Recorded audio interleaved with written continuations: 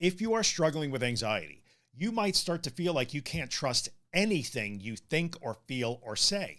You might not trust your mind at all. Now, while it is true that an anxious mind will often lead you astray and make mistakes in the area of threat assessment, threat detection, and threat response, that doesn't necessarily mean that your mind can't be trusted at all. Even an anxious mind is still a good mind. It still understands things like morals and ethics and opinions and ideas. It knows who you really are. It knows what you like. It knows what you want out of life.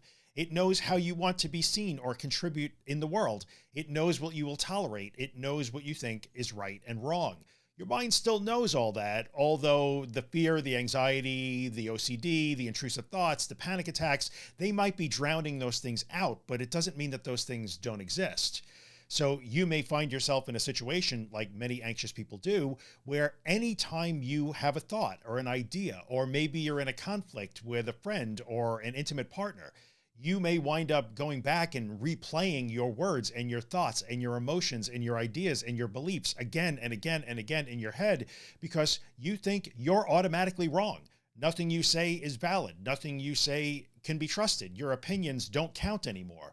You must be the one causing the conflict. You must be the one that's wrong. You must be the one to blame. And that isn't necessarily true. Now, anxious people can certainly be wrong in an argument. They can certainly be accidentally hurtful or say things that will, offend somebody or cause a problem. Anxious people can make mistakes in other parts of their life. That's okay. That can happen.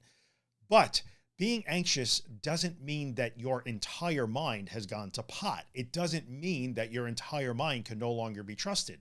And when you fall into that trap of completely dismissing yourself, you make it easy for other people to do that too. And if you're in the type of situations where other people are trying to silence you or minimize you or keep you quiet or push you to the side, this belief that your entire mind can't be trusted because you're anxious can make their job a little bit easier and make your life a little tougher.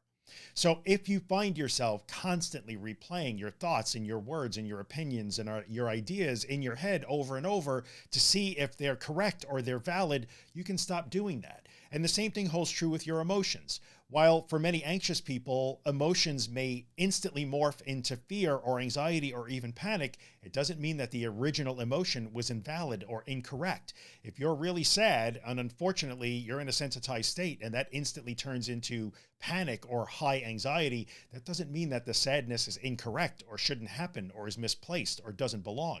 If you're really angry at something, and you have a right to be angry when people do bad things to you, or you're being mistreated, or there's unfairness in the world, if that anger instantly turns to panic or anxiety or triggers your OCD or triggers a torrent of anxious thoughts or anxiety symptoms, it doesn't mean that you are wrong to be angry.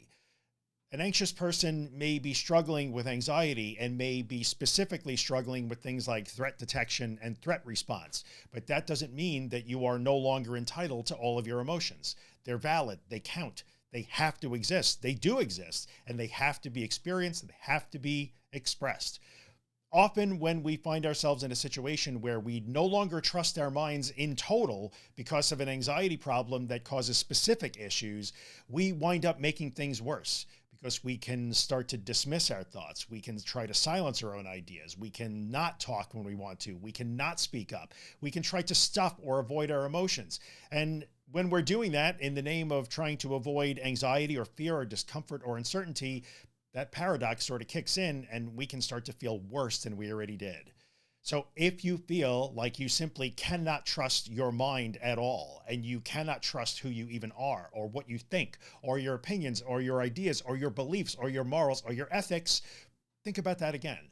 That isn't necessarily the proper conclusion to draw. Anxiety may be leading you astray in certain areas of your life, but that doesn't mean that your anxious mind isn't a good mind. It is, I promise.